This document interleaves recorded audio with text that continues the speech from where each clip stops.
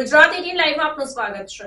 વડોદરા શહેર યુથ કોંગ્રેસ દ્વારા door to door ગાડીઓમાં ચાલતી લાલિયાવાડી ઉજાગર કરવામાં આવી। પાછલા દિવસોમાં વડોદરા શહેર યુથ કોંગ્રેસ દ્વારા ડોર ટુ ડોર ગાડીમાં ચાલતા ભ્રષ્ટાચારને ધ્યાનમાં રાખી કમિશનરને આવેદન આપવામાં આવ્યું હતું કે ડોર ટુ ડોર ગાડીઓમાં નાના છોકરાઓનો ઉપયોગ કરવામાં આવે છે, સાથે સાથે નિયમોનો ભંગ કરી થેલાઓ લટકાવી નિયમ વિરુદ્ધ ગાડીઓ ચલાવવામાં આવે છે, જેવા વિવિધ મુદ્દાઓ પર ધ્યાન દોરી 48 કલાકમાં પાલિકા દ્વારા આ તમામ બાબતો પર યોગ્ય પગલાં ભરવામાં નહીં આવે તો યુથ કોંગ્રેસ દ્વારા સ્થળ પર જનતા રેડ કરી વડોદરાના નગરજનો સામે તમામ સત્ય બહાર લાવવામાં આવશે તેવી ચીમકી ઉચ્ચારવામાં આવી હતી। ત્યારે શુક્રવારી પાસે ઉત્તર ઝોનમાં ચાલતી ડોર ટુ ડોરની ગાડી નાના ભૂલકાઓને સાથે રાખીને ઓવરલોડ કરી કચરાનો વેપાર કરવા જતી હતી। તે સમયે વડોદરા શહેર યુવા કોંગ્રેસના કાર્યકારી પ્રમુખ પવન ગુપ્તા દ્વારા ગાડી પકડી લેવામાં આવી અને આગળની કાર્યવાહી કરવામાં આવી હતી અને પાલિકા દ્વારા ડોર ટુ ડોર ગાડીઓમાં ચાલતી લાલિયાવાડી ઉજાગર કરાઈ હતી।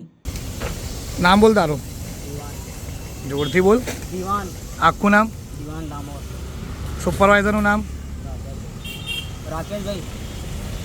વડોદરા શહેરમાં થોડા દિવસો પહેલાં જ ડોર ટુ ડોરની ગાડીથી એક નાના ભૂલકાનું અકસ્માત કરી મૃત્યુ થયું હતું અને અવારનવાર ડોર ટુ ડોરની ગાડી દ્વારા નાના મોટા અકસ્માતો થતા હોય છે। ત્યારે યુથ કોંગ્રેસ દ્વારા સોમવારે વડોદરા મહાનગરપાલિકાના કમિશનરશ્રીને એક આવેદન આપવામાં આવ્યું હતું અને એક રજૂઆત કરવામાં આવી હતી કે ડોર ટુ ડોરના અંદર જે બી લાલિયાવાડી ચાલે છે એ તમામ લાલિયાવાડીઓ બંધ કરવામાં આવે, રેગ્યુલર રીતે ડ્રાઇવિંગ લાયસન્સ, આઈડી કાર્ડ અને ડોર ટુ ડોરની ગાડી ઓવરલોડ છે કે કેમ અને રૂટ પર ફરે છે કે નહીં એ તમામ વસ્તુઓની તકેદારી રાખવામાં આવે એવી પહેલ પાલિકા દ્વારા કરવામાં આવે એવી માંગ યુથ કોંગ્રેસ દ્વારા કરવામાં આવી। યુથ કોંગ્રેસે પાલિકામાં રજૂઆત કરતા સમયે એવી ચીમકી આપી હતી કે આવનાર 48 કલાકમાં જો કોઈપણ પ્રકારની કાર્યવાહી કોર્પોરેશન દ્વારા કરવામાં ન આવી તો યુથ કોંગ્રેસ દ્વારા સ્થળ પર જઈ જનતા રેડ કરી અને વડોદરાની જનતા સમક્ષ ડોર ટુ ડોરમાં ચાલતી લાલિયાવાડી ઉજાગર કરવામાં આવશે।